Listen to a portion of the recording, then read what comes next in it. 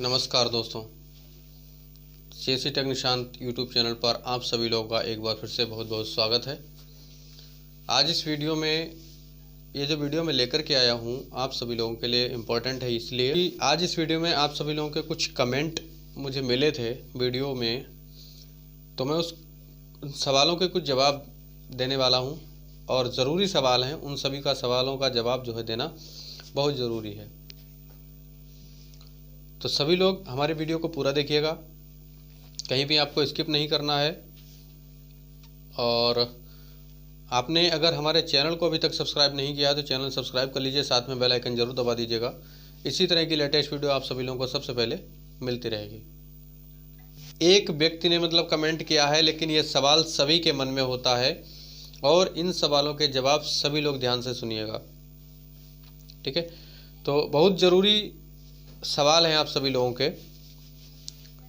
सबसे पहला जो सवाल, एक कमेंट जो सबसे पहला आया है वो ये है कि अभी 1 से 1.5 घंटे पहले का है। उसमें उन्होंने लिख कर के भेजा है कि सर हमारी एक भी महीने की सैलरी नहीं आई है। तो एक भी महीने की सैलरी आपकी अभी तक अगर नहीं आई है और आपको काम करते हुए समय हो चुका है, ज़्यादा समय हो चुका है, तो आपको क्या करना चाहिए। इसके लिए सबसे पहले मैं आपको बताना चाहूँगा कि आप अपने ट्रांजैक्शन की तरफ देखिए कि आपने ट्रांजैक्शन कैसे किया और किस प्रकार का ट्रांजैक्शन आपका है। अगर आपका 1, 2, 4 ट्रांजैक्शन है, 10 या 5 ट्रांजैक्शन है, तो इस पर आपको थोड़ा फोकस करना पड़ेगा, मेहनत करनी पड़ेगी। दूसरी चीज़ आती है कि अगर आपका ट्रांजैक्शन भी अच्छा है और कमीशन भी अच्छा आ रहा है, फिर भी आपकी अगर सैलरी नहीं आई है, तो उसका एक कारण ये हो सकता है कि आपके अकाउंट में जो आपका सैलरी, यानी आपकी जो सैलरी जिस अकाउंट में आएगी उस अकाउंट में प्रॉब्लम हो सकती है।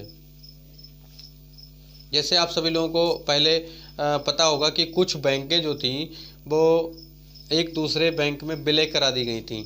विलय कराने का मतलब है कि जो बैंक जो है 2 या 3 बैंकें, कभी कभी 1 या 2 बैंक आपस में मिला करके उसको विलय करा दिया गया। जैसे ओरिएंटल बैंक ऑफ कॉमर्स और पंजाब नेशनल बैंक को एक में कर दिया गया, ठीक है। इसी प्रकार से ग्रामीण बैंक जो थी, अब उसको पहले क्या था उसका, जो ग्रामीण बैंक थी उसका पूरा नाम था बड़ौदा उत्तर प्रदेश ग्रामीण बैंक। अब क्या उसका नाम हो चुका है बड़ौदा यूपी ग्रामीण बैंक। अब आप जहाँ कहीं भी देखेंगे तो वहाँ पर लिखा मिलेगा आपको बड़ौदा यूपी ग्रामीण बैंक, ठीक है। इस प्रकार से आपको थोड़ा इस चीज़ पर भी ध्यान देना पड़ेगा कि क्या हमारे अकाउंट जो सैलरी अकाउंट है उसमें कोई प्रॉब्लम तो नहीं है। आईएफएससी कोड भी चेंज हो जाते हैं कभी कभी, तो वहाँ पर आपको एक बार अपने सुपरवाइज़र जो है जहाँ से सैलरी आती है आपकी, वहाँ पे कांटेक्ट करके ये जानकारी ले लेनी है कि सर क्या हमारे अकाउंट में तो कोई प्रॉब्लम नहीं है। आपने जो बीसी एप्लीकेशन पर अपना खाता अपडेट किया था, क्या वो उस खाते में कोई किसी प्रकार की डिटेल मिसमैच तो नहीं है। अगर आपकी ऐसी कोई मिसमैच डिटेल है तो वहाँ से आपको इसका सुधार कराना पड़ेगा। आपके अपने ब्लॉक में जा कर के वहाँ पे बता सकते हैं कि सर हमारा ये अकाउंट यहाँ पर गलत फीड हो गया है, गलत जानकारी भर गई है, तो हमारे यहाँ से सुधार करने की कृपा करें। दूसरी चीज़ यहाँ पर आती है कि आपका सब कुछ सही है, ट्रांजेक्शन भी अच्छा है, आपका ट्रांजेक्शन भी 300-400 महीने में हो जाते हैं, कमीशन भी अच्छा आ रहा है आपका, तब आपकी सैलरी अगर एक भी महीने की नहीं आ रही है, तो इसके बारे में आपको अपने UPSRLM रिश्ता कॉल सेंटर पर आपको संपर्क करना पड़ेगा। रिश्ता कॉल सेंटर पर जब आप संपर्क करेंगे तो वहाँ पर क्या है कि अपनी डिटेल बताएंगे। बीसी सखी जो भी हैं उनको वहाँ पर कॉल करके जानकारी लेनी पड़ेगी। अगर वहाँ पर जानकारी जब आप कॉल करेंगे तो वहाँ पर आपसे कुछ वेरिफिकेशन के क्वेश्चन किए जाएंगे। वो सब बताने के बाद में आप वहाँ पर अपनी जानकारी बताएंगे कि हमारी अभी तक सैलरी क्यों नहीं आई, तो वहाँ से आपको जानकारी मिल जाएगी कि सैलरी क्यों नहीं आई है और कब तक आएगी। पूरी डिटेल के साथ आपको वहाँ पर जानकारी मिल जाएगी, ठीक है। सुनिएगा और ध्यान से समझिएगा। लास्ट में आपको 2 क्वेश्चन ऐसे मिलने वाले हैं जो सभी लोगों की ज़रूरत है, ठीक है। सभी लोगों को इसके बारे में जानकारी मिलेगी, ठीक है। अगला क्वेश्चन आता है कि जैसे मैंने कल एक वीडियो बना करके आप सभी लोगों को दिया था कि मार्फो डिवाइस का जो प्रॉब्लम है लगभग में सभी जगह आ चुका है अभी। तो मैं आपको बता दूं कि ये जो डिवाइस का प्रॉब्लम था वो ई यानी 1300E और 1300E2 इन दोनों सीरियल नंबर मॉडल की जो डिवाइस हैं उनमें प्रॉब्लम आई है। जिसकी डिवाइस E3 लगी है, या हो सकता है अब E3 में भी कोई प्रॉब्लम आ गई हो, तो अभी क्लियर नहीं कहा जा सकता। लगभग में मार्फो की जो डिवाइस हैं वो काम करना बंद कर चुकी हैं। कहीं कहीं काम कर रही हैं, किसी किसी डिस्ट्रिक्ट में अभी तक काम नहीं कर रही हैं, और अभी बहुत सी ऐसी डिस्ट्रिक्ट हैं जहां पर बिल्कुल ही बंद कर दिया काम करना, और कुछ डिस्ट्रिक्ट ऐसी हैं जहां पर अभी वर्क कर रही हैं। तो जिस डिस्ट्रिक्ट में वर्क नहीं कर रही हैं उस डिस्ट्रिक्ट पर सबसे पहले मैं कहना चाहूँगा कि एक हमारे सब्सक्राइबर हैं जिन्होंने मुझे स्क्रीनशॉट दिया था कि डिवाइस सर ये डिवाइस ले लेने पर क्या हमें कुछ फ़ायदा होगा अगर हम अलग से कोई डिवाइस ख़रीद करके उसको कनेक्ट करते हैं और पैसे निकाल सकते हैं। तो मैं आपको बता दूं कि अभी आपका नुकसान तो हो रहा है, खैर इसको तो हम कह सकते हैं कि आपका नुकसान हो रहा है, लेकिन आपको थोड़ा वेट करना चाहिए। क्यों?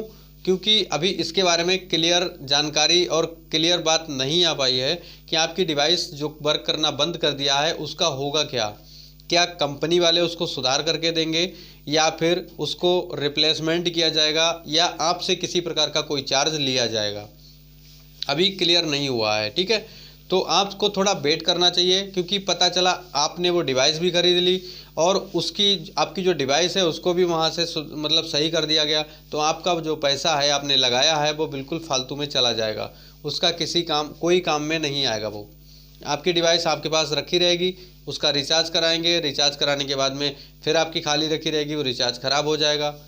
मतलब इसी तरह से आप समझ लीजिए बात को, किसी प्रकार का कोई पैसा फंसने से पहले थोड़ा सा वेट करिए।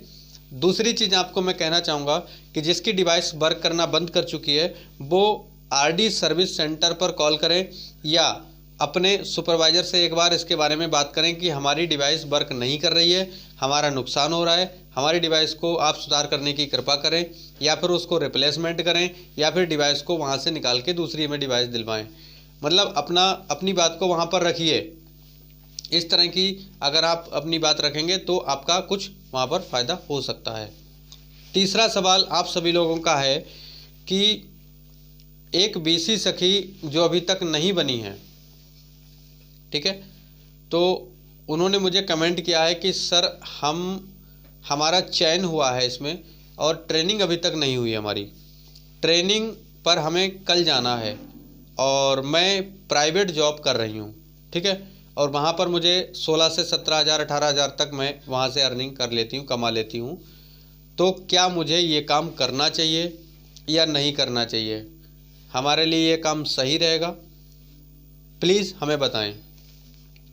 तो देखिए, आपके लिए मैं कहना चाहूँगा और आपको बताना चाहूँगा कि अगर आप 16-17 हज़ार रुपये कमा रहे हैं, ठीक है, लेकिन जॉब प्राइवेट है आपकी, तो आप अपनी समझ के आधार पर काम कीजिए। आपको ट्रेनिंग के लिए अगर बुलाया गया है तो आप ट्रेनिंग कंप्लीट कीजिए, ठीक है। ट्रेनिंग कंप्लीट करने के बाद में आपका एक एग्ज़ाम होगा IIVF का, तो वो आप कंप्लीट कर लीजिए। उसके बाद में आपको मैं बताना चाहूँगा, इसमें आपको 6 महीने तक 4,000 रुपये की सैलरी दी जाएगी। उसके बाद में आपकी कमीशन के बेस पर रहेगा। कमीशन आप कितना अर्निंग कर पाएंगे वो आपके ऊपर है, काम कैसे करना है, और आपको जो है काम करेंगे, ट्रांजैक्शन करेंगे, उस ट्रांजैक्शन के आधार पर कितना कमीशन मिलेगा वो आपके आधार पर है कि महीने में आप कितना ट्रांजैक्शन कर लेते हैं। आपका 2 से 3,000 4,000 तक ही कमीशन आ पाएगा, तो आपको इस काम की तरफ थोड़ा नहीं ध्यान देना चाहिए। तो आप प्राइवेट जॉब कर रहे हैं तो आप करते रहिए। मैं सिर्फ एक आइडिया आपको इसलिए दे रहा हूँ ताकि आपको थोड़ा सोचना है, आपको समय लेना है कि आपको क्या करना चाहिए। अभी इसके बारे में हम भविष्य के बारे में नहीं कह सकते कि इसका भविष्य क्या है, परमानेंट होगा या नहीं होगा, अभी कुछ नहीं कहा जा सकता, क्योंकि इसमें अभी तक सैलरी 6 महीने तक 4,000 मिली है। उसके बाद में आगे क्या होगा, सैलरी मिलेगी या नहीं मिलेगी, अभी तक तो सैलरी नहीं मिली है। 6 महीने के बाद दोबारा सैलरी अभी नहीं आई है, आगे मिले या ना मिले इसके बारे में क्लियर भी नहीं कहा जा सकता। तो सोचना आपको है, इसमें आप क्या कर सकते हैं। अगर आपको लगता है कि नहीं मुझे वो छोड़ करके इसमें आना चाहिए तो आप आ सकते हैं। अगर आप सोचते हैं कि इसमें नहीं हमें जॉब करनी चाहिए तो आप जॉब भी कर सकते हैं। तो ये चीज़ आप समझिए, अपने आधार पर कीजिए कि आपको करना क्या चाहिए।